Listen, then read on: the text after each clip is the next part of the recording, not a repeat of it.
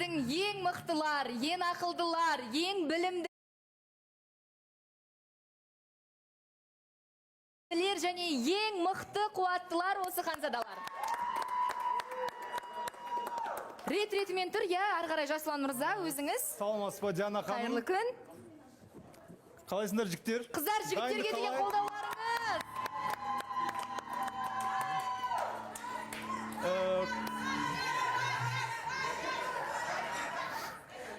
Қосылай ханзадасының 3-ші спорттық кезеңінде 2 тур болады. Бірінші турында жігіттердің барлығы бір сапта тұрып, планка жасаймыз. Шынтаққа тұрып. Аха, Екіншісі айтпай тұра тұрайық. Екіншісі секрет болсын, иә. Дайынбыз ба, жігіттер? Дайын болсақ, бір саппен. Жасұлан мырза, мұнан айта кетейік. Барлықтарыңыз бірге бастайсыздар. Кім құлап қалса, автоматты түрде ойыннан шығады да, ең аз ұпай, бір ұпайды еленеді. Сәйкесінше кім екінші, солай жалғастыра береміз. Ең соңғы тұрған адам 10 ұпайға ие болады. 5 минут болса, 5 минутқа дейін шыдайсыздар. Дайынбыз ғой? Дайын болсақ, бір қатармен жайғасайық.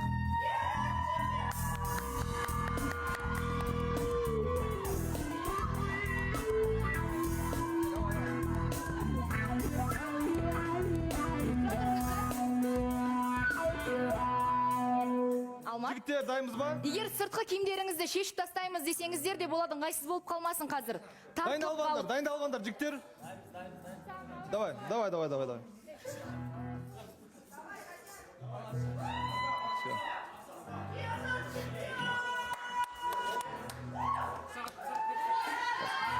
Ал, 5, 4, 3, 2, 1, кетті!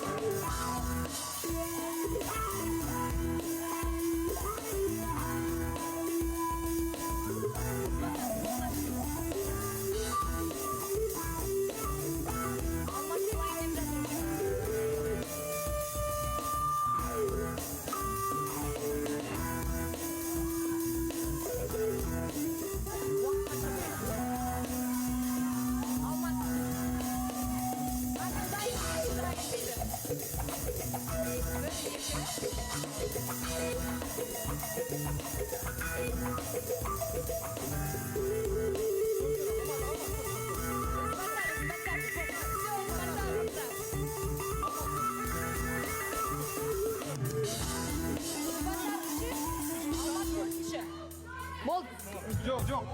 Сіздің кеудеңіз түсіп кетті. Мәселе көп қимылдап қойдың. Мучон кетті. Мучон, 5. Ей, тұрмасаңдаршы. Тұр деген жоқпын мен.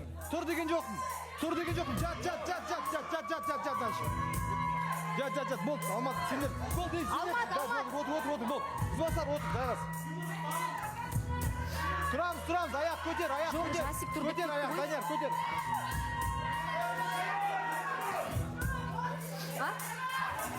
менікі нормально болған деймін. қазір түсіндірем.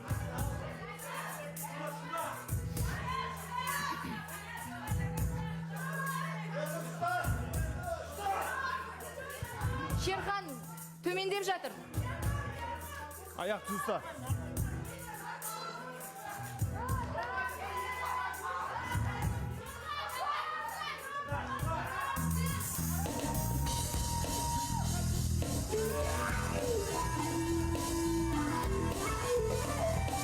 Болды, Данияр.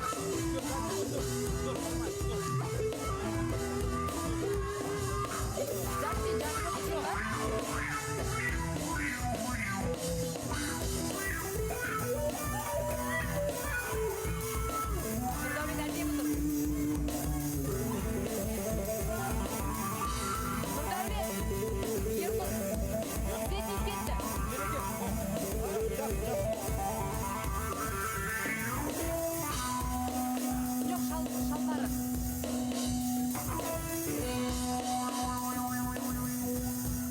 Шерхан қалай?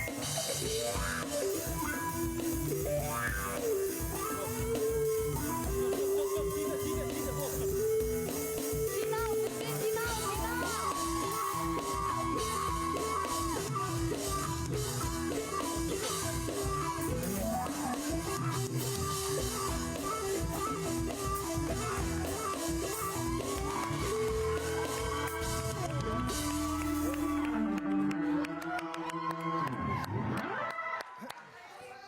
Кіші Нұрдәулетте 10 ұпай, Тимур үлкенде 9 ұпай. Үшінші орын кімде? Үшінші орын бізде. Шерхан. Жоқ, Шерхан емес. Үшінші орын. Шерхан. Одан кейін Ернұр.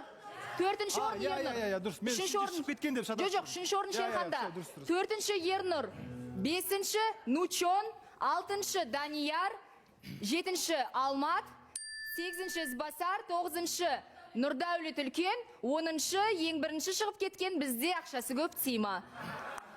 Енді жігіттер, ешқандай реніш болмайды деген бағана жігіттер ренішін білдіріп жатыр. Сайыс болғаннан кейін әділ түрде бағанағы правиласы бойынша өзінің ережесі болады.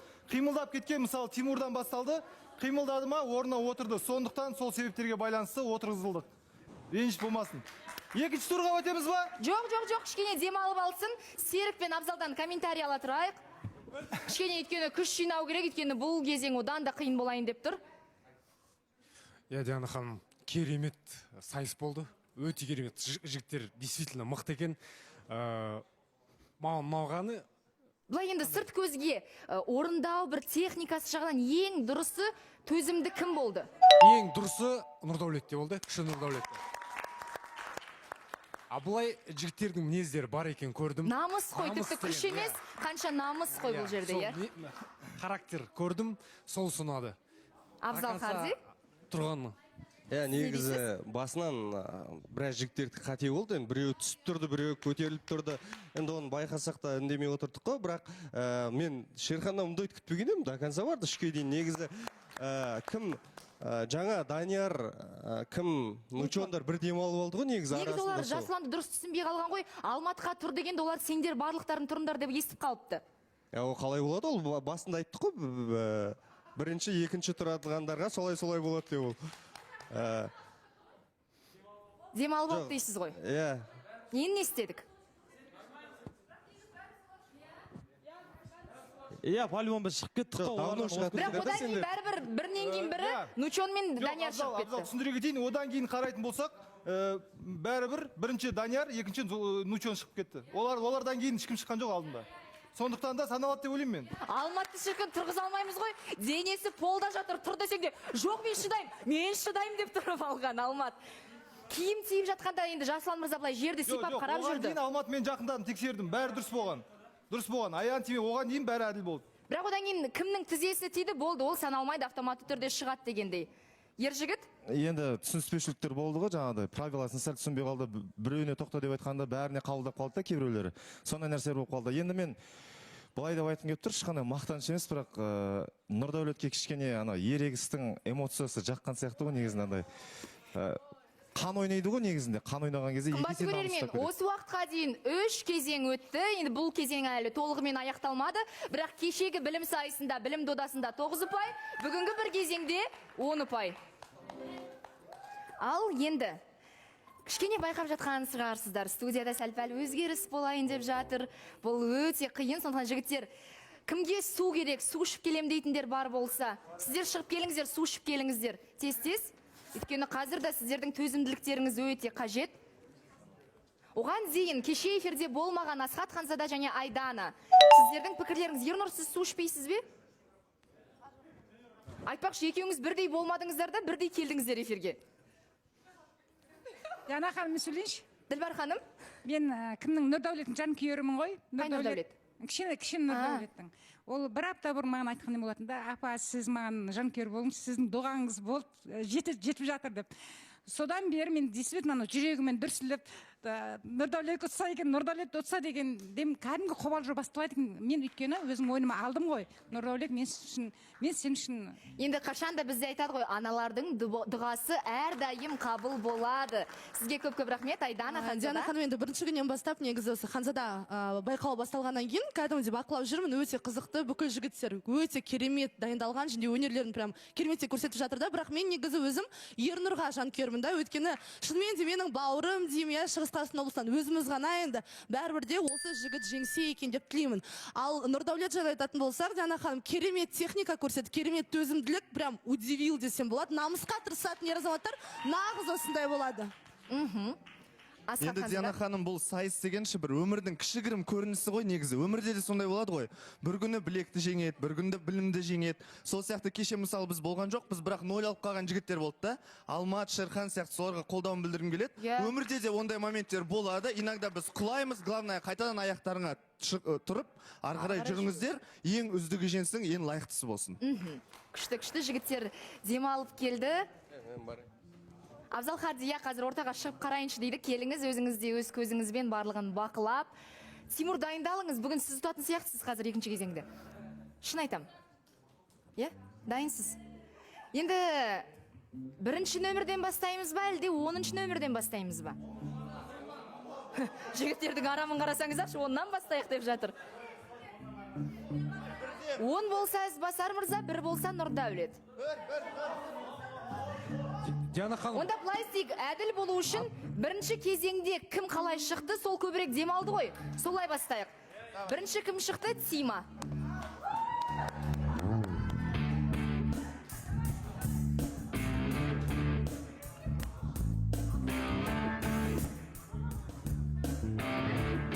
Және ең маңызды реквизит Біздің бүгінгі сайыстың жұлдызды қонағы. бізде қошқарды көтере тұрып приседание жасау керек. Диана ханым, бағана сыртта тұрған кезде бір қызық болды. Абзал Харди Көтеріп көрді. көресіз ба? Жоқ, қой, жеңіл ғой маған, бұқа айтпесейші. Бұқа керек па? Жоқ, негізі жеңіл, барлығы көтере алатындай салмақта ма қошқар? Иә. Әлде бұл тоқты ма? Азамат? Қошқар дейді.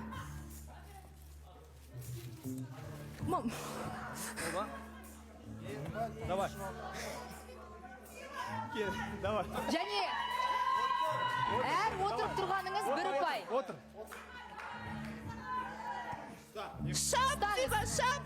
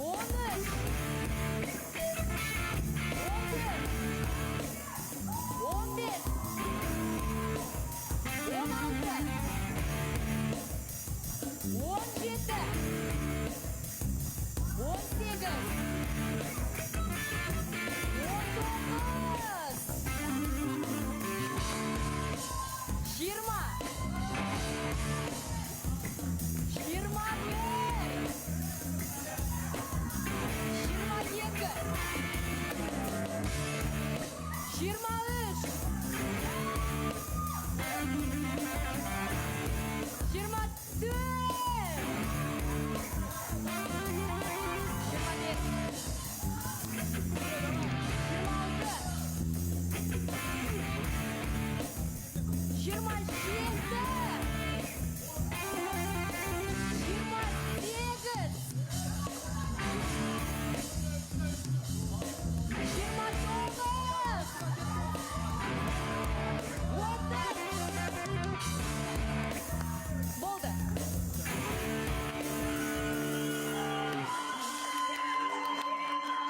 Отыз ұпай.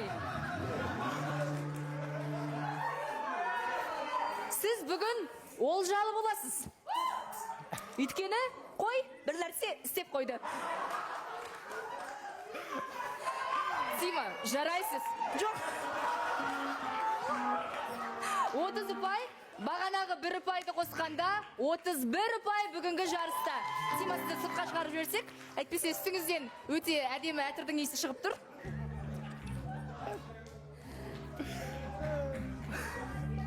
Отыз бір ұпай.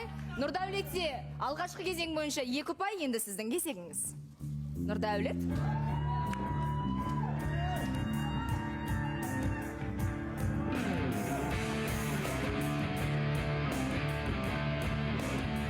Қазір тегіспей тұра тұрыңыздар.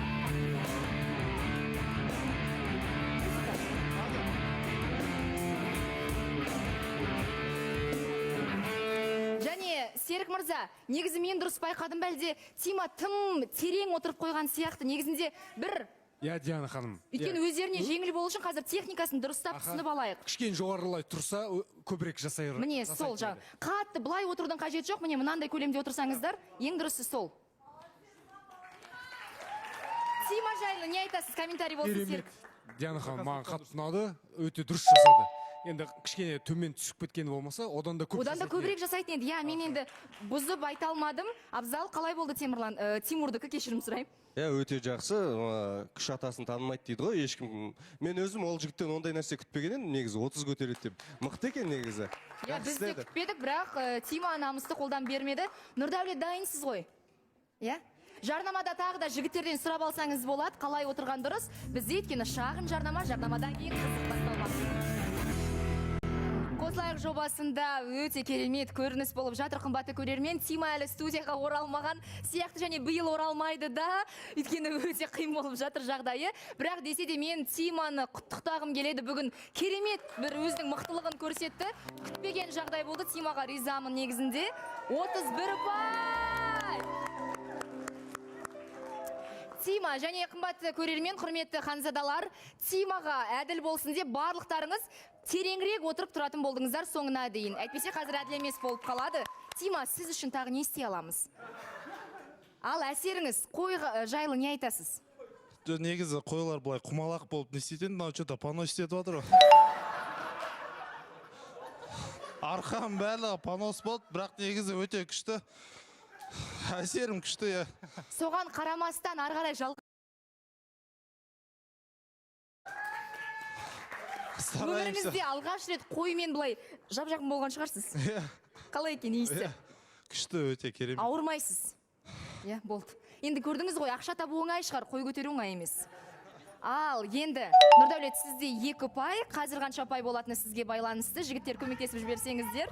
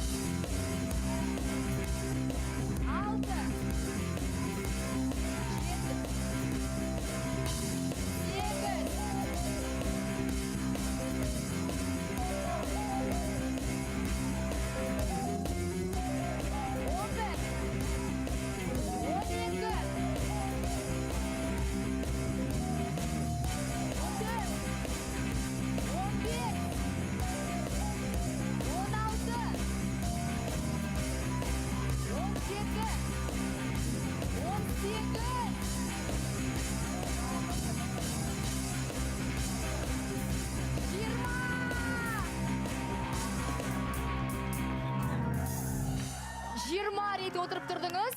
Оның алдында 2 ұпай, Нұрдәулетте 22 ұпай. Құтты болсын. Ал Нұрдәулет жарайсыз, күшті болды. 20, жақсы. Я шығып келсеңіз болады. Шапалақ. Қайта сіздікі жақсы ғой. Нұрдәулетке қошеметтеріңіз болсыншы. Енді нағыз ауылда өскен Ханзада. Қой десе қой, қошқар десе қошқардың етін, бұқа десе бұқаны көтеріп өскен бала. Ізбасар мырза!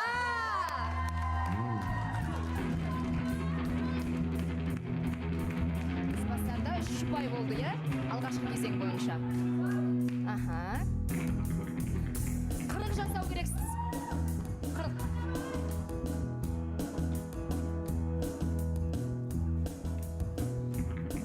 Аха. Оу, дейсіз ғой, иіс сонда енді. Қайта шүберек бар, Тимада ол шүберек те болмады басында. Ізбасарға қолдау.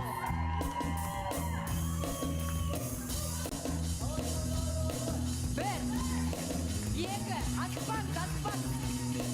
Төрт, қашақлават, атпан. 6, 7, 8, 9, 10, 11, 12, 13, 14, 15, 16, 17, 18,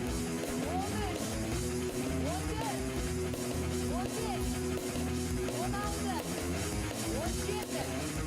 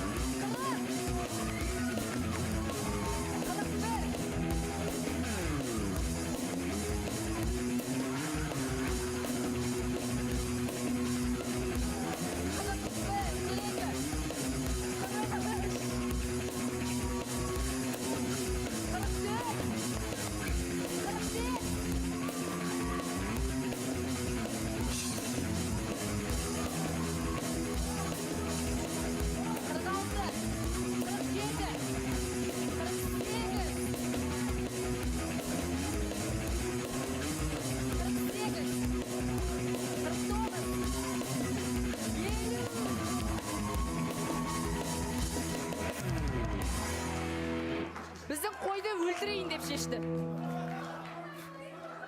50, жайсы қанша? 50. 50 дейді. Және 3 ұпай оның алдында. 53 ұпай. Ізбасар мырза, сыртқа шықсаңыз болады.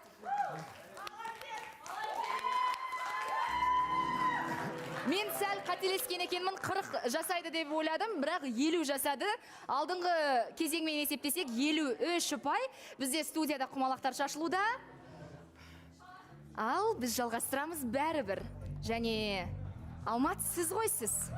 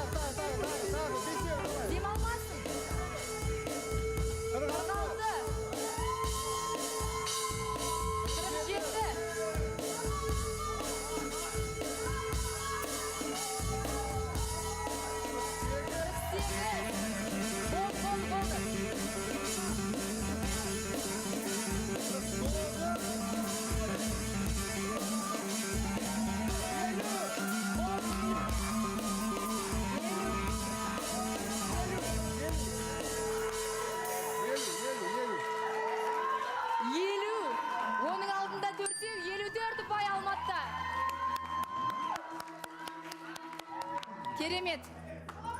Алмат шығарып салайық, сіздер қарай жуынып шайынып келіңіз. Жігіттер, өтініш. Шектен тыс өз тізелеріңізді аяңыздар, үлкен жарақат алып қалуға болады және көп арасын ұзатып демалуға жол жоқ екен, әділ болмай қалады. Ары кетсе 3 демалысқа рұқсат. Данияр, сіз кеттік.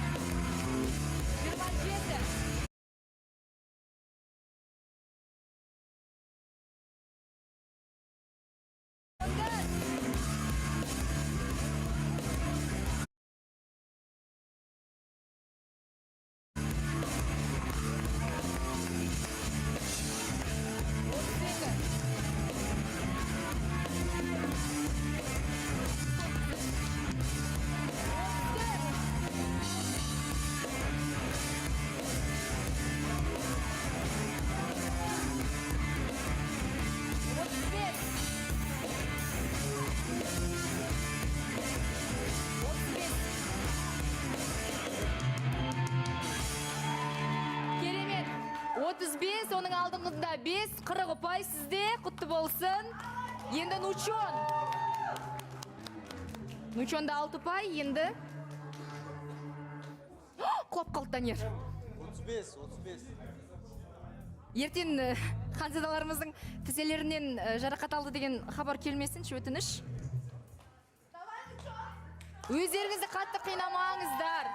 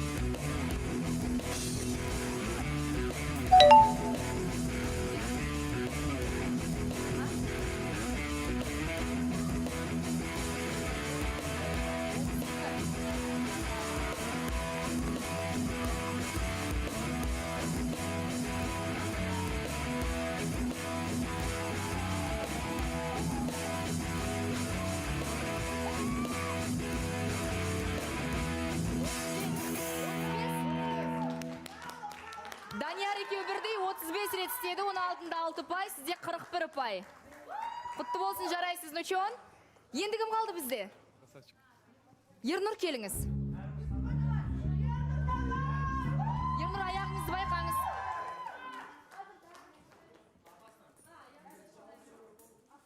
Негізі Ернұр мырзаның аяғында темір бар, ол жағы қалай болады екен? Ернұр, темір бар ғой сізде. Ол қазір үлкен жарақатқа айналып кетуі мүмкін. Жарақатына байланысты бұл кісіге өзіне ыңғайлы қылып істей берсін. Полуприседание жасай ма, полный жасай ма, өзі білсін. Өйткені біз білеміз, үлкен шрам бар және үлкен темір салынған аяғына. Білесіздер ғой барлықтарыңыз. Сол үшін кішкене жеңілдік. Өзіңізге қалай удобно, осылай жасаңыз. Енді Ернұрдікі де намыс болып тұр ғой, намысқа тырысып бәрібір қатысам дегені.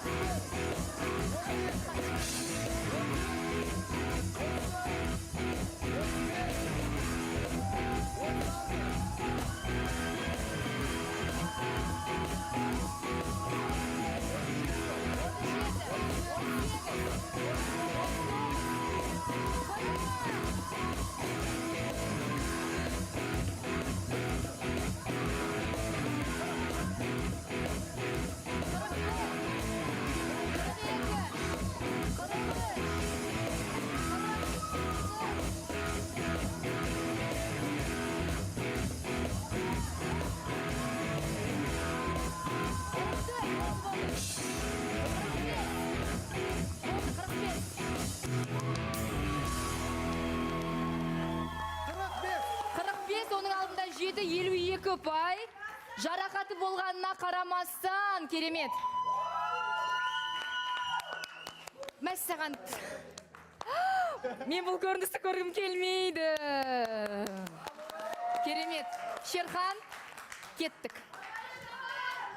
Дуал жабалақ! Ал, Шерхан. Шерхан да ауылда өскен бала. Сізде 8 ұпай бар алдыңғы байқауда. Азамат, қойдың басын енді бұлай қарай ауыстырайықшы дейді. Оператор мырза.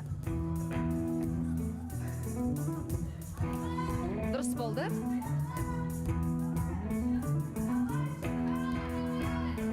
Қолдау, қолдау.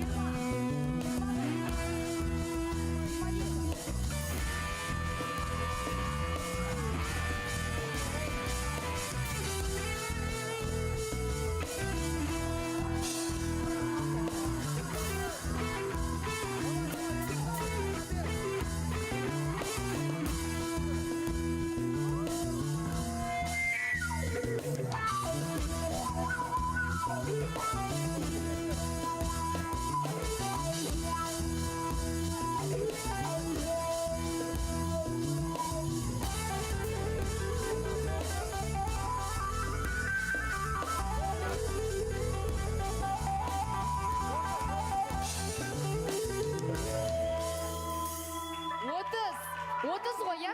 30, оның алдында 8, 38. Я Шерханды шығарып салайық. Ой, студиядағы атмосфера деген керемет болып кетті.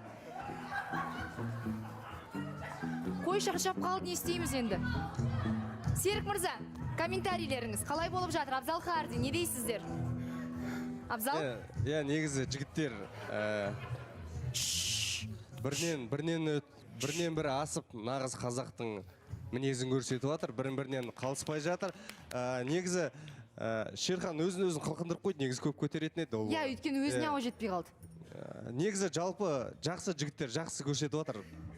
Осы уақытқа дейінгілердің ең алды, ең дұрыс дегені кім сіздің ойыңызша? Менің ойымша аты кім еді? Алмат? Алмат деген жігіт дұрыс деді, Ізбасар дұрыс деді. Бірақ шамалы демалыстар Ізбасардікі сәл ұзақ болып қалды. Бірақ жақсы, керемет өте. Бізде дәл қазір жарнамадан кейін кім қалды бізде? Тимур мырза, Нұрдәулет, екі қатысушы, екі Ханзада қалған екен, көрейік.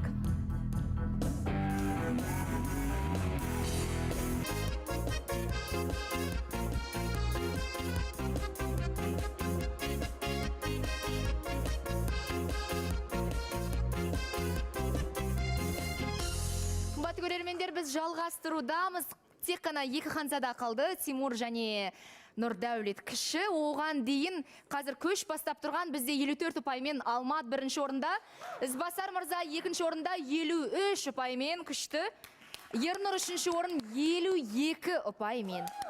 Нучонда 41, Даниярда қателеспесем 40. Одан кейін арғарай кете береді деген сияқты. Шерханда 38. Одан кейін кім қалды? Тимада 31. Нұрдәулет сізде 22 қой дейм, е? Келіңіз, кім? Тимур, сіз. Өзіңізді қинамаңызшы, өтініш. Шаршаған кезде бірден бас тартасыз. Қошемет, қолдау Тимурға.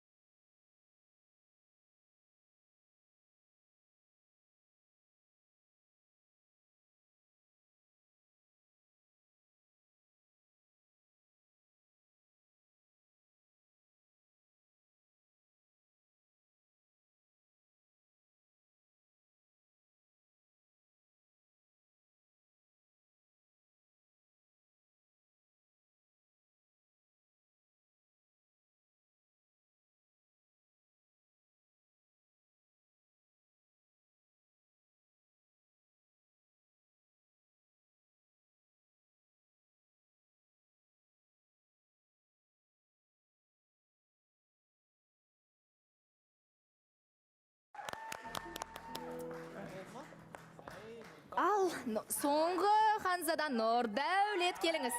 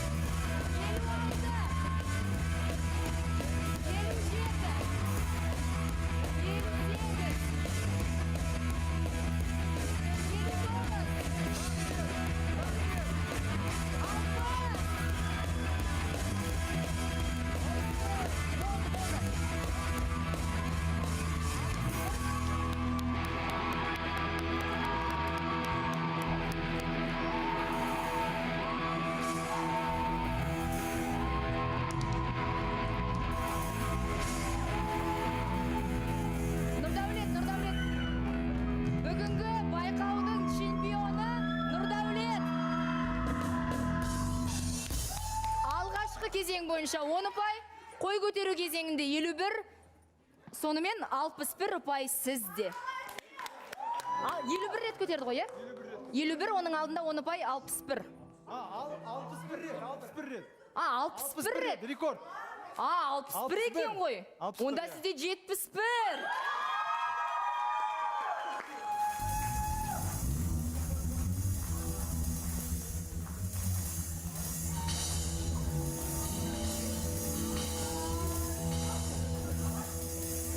Рахмет Жасұлан мырза, рахмет Фархат, рахмет Азамат. Ой, өзіміз қой көтермесек те терлеп кеттік енді. Серік мырза, Абзал Харди, не дейсіздер? Иә, керемет, өте керемет, жігіттерге өте ризамын. Нұрдәулет вообще красавчик. Көрсеткіш, керемет көрсеткіш көрсетті. Ал жігіттерге келетін болсақ, тағы Ізбасарға таң қалып отырмын. Осындай жаста, осындай көтергені. Оны айтасыз, қойдың ерінен сүйіп алды ғой ол. Иә, Диана ханым, оның өзі қалай. Керемет, жігіттерге рахмет айтам. Сендердің мінездеріңді көрдім, намыстарыңды көрдім. Осы жерде бәрін көрсеттіңдер. Керемет. Рахмет үлкен Серік мырза. Абзал Харди. Иә, бүгін жігіттер жарады. Біраз өздерінің мықтылығын көрсетті. Шынымен де мықты жігіттер көп бізде Қазақстанда негізі. Бұл жерде шын бұлай правилаға келетін болсақ, баста келістік қой негізі. Соңына дейін отырып тұрамыз деп. Бұл жерде бір-ақ адам соңына дейін отырмады, ол нучон. Бір жартылай отырды да көбінесе. Сонда да бірақ намысқа тырысып істегенің үшін жарайсың. Ал ең ұнағаны сізге кімнің техникасы? Жаңа Нұрдәулет қой. Нұрдәулет мықты жігіт екен, действительно. Демалысы да аз болды. Демалмай 61 ұрып тастады, жақсы, мықты. Күшті. Барлық жігіттер, Диана ханым, барлық жігіттер намысқа тырысып кәдімгідей соңғы күшіне дейін аяғы тырысқанша көтергенін көріп отырмыз. Соның ішінде енді мен жақтасқандығы емес, ешқандай емес, бірақ өздеріңіз де білесіздер. Мен де білем ол жарақатын Ернұрдың аяғына расымен де кәдімгідей ондай ауыр көтеруге болмайтындай темір салынған, бірақ соның өзіне намысқа тырысып кәдімгідей өнерін көрсеткеніне дән ризамыз. Иә, рахмет Ернұрға да. Нучон? Жоқ, Диана ханым просто бұл приседанияның техникасын біз тренировкада үйренгенбіз да. Мен басқаша техникамен істей алмаймын просто оны. Иә, ол дұрыс техникасы негізі сол. Ал енді Тимур до конца отырды екен деп біз енді қалай? Жоқ, енді правила бойынша сондай болу керек болды ғой, бірақ енді бәрі жігіттер молодец, стараться етті, бірінен бірі озды, намысқа тырысты деген сияқты. Жаңа ержігіт айтқандай, шынымен де Ернұрға ерекше қошемет. Намысқа тырысып барынша көтеріп, кейбір біздегі дене мүшесі сау жігіттерден көп көтерді десек те болады, өте керемет. Жоқ, шындық қой енді ол. Сол нәрсені ескере кетуге болады деп ойлаймын. Нұрдәулет красавчик. Айдана, сіз не дейсіз? Диана ханым енді бар ғой, мен бүгін ғана, наверное, осы біздің жігіттердің сондай бір намысы, күші, мықтылығының барын кәдімгідей көз жеткізіп отырмын да.